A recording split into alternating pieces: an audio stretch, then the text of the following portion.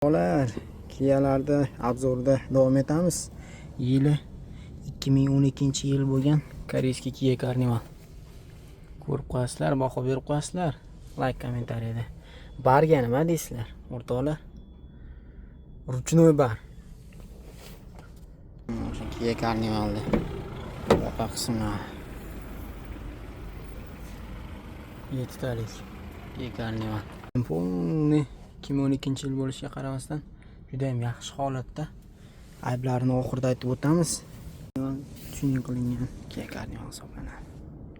Topshirilishiga sabab nima deyiladigan savol paydo bo'lib qolsa, asosiy sabablardan bittasi yili eski, ikkinchisi mana bo'lib turibsizlar.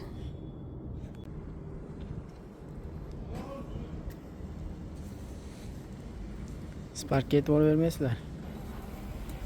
Spark narxi bilan qiziqayotganlar bo'lsa, keyingi videoni Spark bilan bog'liq holatda ishlaymiz. Carnivalimiz gibrid holatda emas, 1.6 motor, lekin juda ham mustahkam mashinalardan bittasi.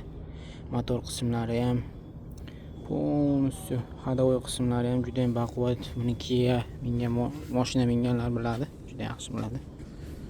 Yana ochib ko'rsatamiz.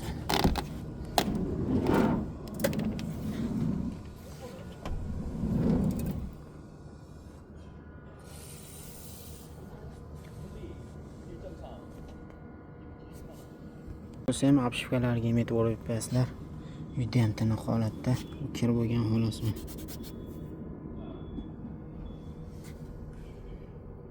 Lekin bariga qo'yilmisizlar. O'zbeklar ishlaganga o'xshayapti. Chiroyli holatdagi barlarni o'zbek akalarimizdan chiqadi, nazarimda. To'g'ri bo'lsa kommentariyaga yozib qo'yinglar. Kanalimiz 2012-yil avtomat. Hypeslari bor. O'sha oldingi videolarda aytib o'tilganidek, Hypes bu o'sha highway katta yo'llarda ishlatiladigan to'lov tizimi hisoblanadi.